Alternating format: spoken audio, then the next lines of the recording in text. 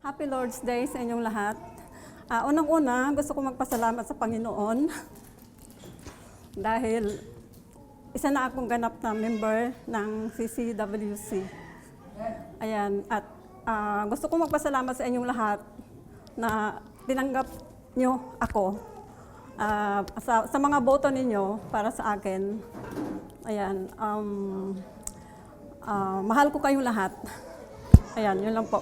Gusto ko lang tawag dito, kung paano ako nakakilala sa Panginoon. Nung college pa si Wendy, na siya, na born again na siya. So, maraming beses na niya akong sinabihan na, pinangaralan na niya ako tungkol sa salvation. So, parang, parang okay, ganun lang. So, wala pang, basta po ganun lang. Tapos, yung kapatid ko, dalawang kapatid ko kasi na sila born again. Yung isang kapatid ko, pag pumunta ako sa Manila, lagi niya akong sinasama sa church. So, palagi yon. Pero ano lang din, parang same lang din sa Catholic na pag nasa Catholic ka, tapos pag uwi mo, yung ganun lang wala na. Tapos yung isang kapatid ko rin, sa Pilipinas, sa probinsya namin, ganun din siya, born again. Tapos yung aking balae, yung mama ni Junel, ilang beses din akong sinama sa church nila. So, wala. Tapos po, meron kasi akong apo na tumira sa kapatid ko na born again na. Tapos yung apo kong yon, 19 years old lang siya noon. So, siya na born again siya. Nakakilala siya sa Panginoon kaagad. Tapos naging active siya. Basta active siya doon sa church. Tapos siya yung nagsasabi sa akin palagi na, Lola, sama ka sa church bukas. Every Saturday yan, sinasabihan niya ako na sumama sa kanya. Tapos laging sinasabi ko, busy ako, may gagawin, yung mga ganon. Tapos,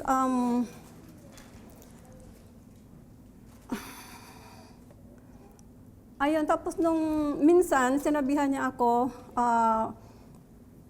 kagagaling ko lang noon sa kasi nagsisimba ako sa Catholic. So, kauuwi ko lang noon, sabi niya, kasi Saturday hapon yon nung nag-attend ako sa Catholic Church. Tapos nung pag-uwi ko nung kumakain na kami, sabi niya, Lola, Sunday bukas, sama ka na sa akin ha. Tapos wala nang rason. Sige, yun na lang yung sagot ko, sige, sasama ako. So yung kinabukasan, naging excited na ako na sumama. So sumama ako sa church. Ayun, pagdating doon sa church, iba yung pakiramdam ko. Hindi ko alam kung hindi ko ma-explain yung naramdaman ko. So yun, doon ako parang in-explain yung salvation, yung lahat-lahat. So parang nagkaroon ako ng hindi ko masabi. Ayun po, basta doon na parang ayun na po, basta nung nandun na ako, okay na. Tapos po doon na nag-start yung, kasi dati nagbabasa ako yung binigyan ako na Wendy ng Bible, I think 46 years old pa lang ako noon, binigyan niya ako ng 2006 ng Bible. Hindi ko siya, tinitingnan ko lang, hindi ko siya binabasa ko, pero hindi siya pumapasok sa isip ko. Tapos nagkaroon pa yung minsan yung mga kasama niya sa church, birthday ko noon, 50th birthday, pumunta sila lahat sa bahay. Tapos nag-share pa silang ng gospel sa akin. Pero wala rin. Wala pa talaga. Tapos yung doon na nga po sa church, nung niyaya ako ng apo ko, ayun doon na po nag-start na yung Bible after 16 years. At saka ako lang siya na binuksan, tsaka yung basahin, yung parang yung gusto ko na siyang basahin, gusto ko na siyang maintindihan. So yun po.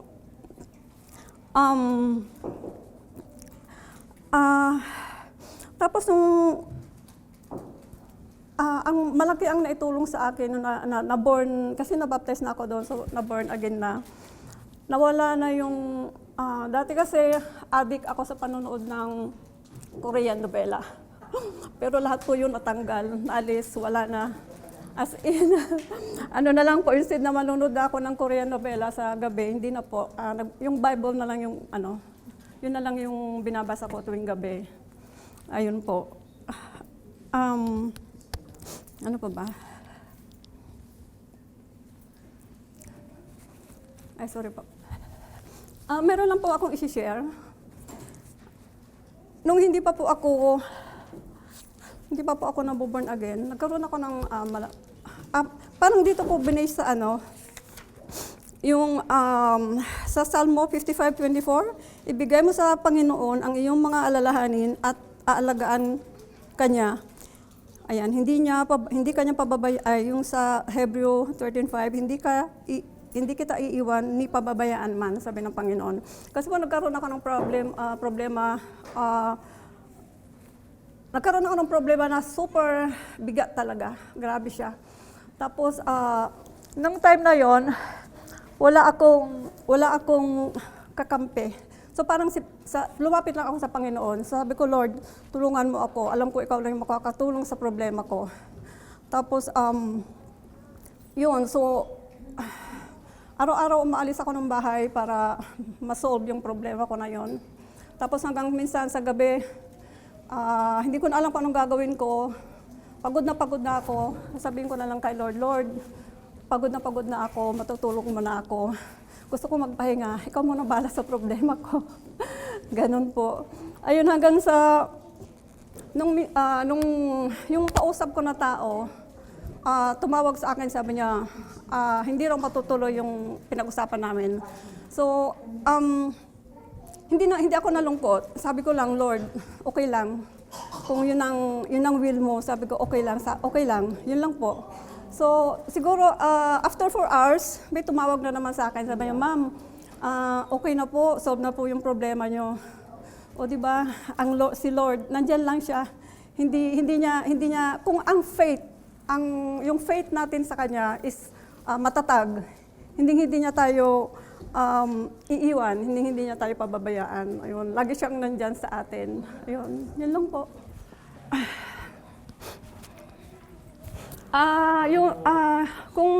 Yung isa pa daw po, kung ano daw po ang maiaambag ko sa church, ayun po, ang gagawin ko lang ang aking best, lahat ng makakaya ko, para po sa buong church at sa inyo pong lahat. Yun lang po. Thank you.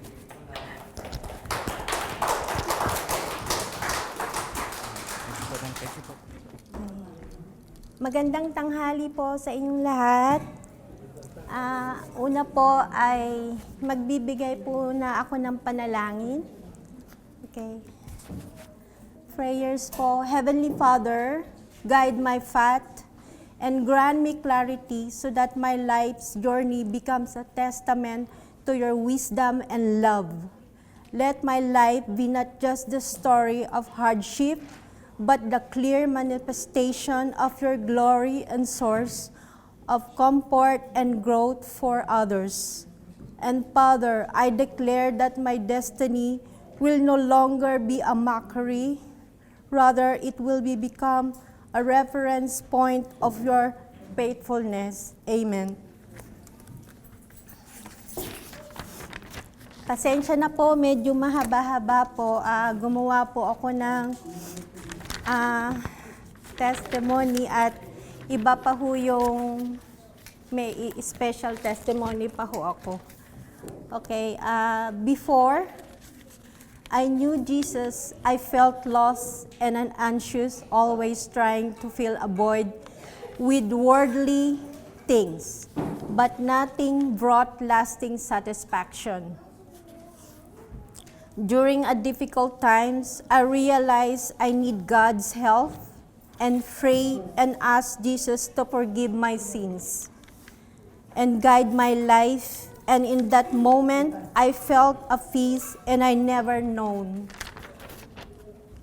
Since then, I experienced a profound sense of forgiveness and a new hope. And I have faced even at challenges, knowing Jesus is my light, my strength, and my strong foundation. To be a baptism, I am being later baptized today as a public declaration of my faith that Jesus is the Savior and our Lord, and it's the next step in my journey to follow Jesus and grow in Jesus. And Psalm 63, verse 4, so I will bless you as I live, and I will lift up my hands in your name. Lamentation 3, verse 41, let us lift up our hearts and our hands to God in heaven. And last one, Proverbs 3, 5, and 6, trust in the God with all your heart and do not lean on your own understanding. In all your ways, acknowledge Him and He will make straight your path. So, ang last thing po na aking ibibigay na testimony, it's kung paano ko po nakilala ang Panginoong Diyos. Unang-una po, taos-puso po ako nagpapasalamat sa Panginoon Diyos at sa inyong lahat at sa pagtanggap po sa akin. At ganun po ang sa kuya ko at sa hipag ko. Dahil sila po ang ginawa ng Panginoon Diyos na instrumento para po ako makarating dito sa Canada.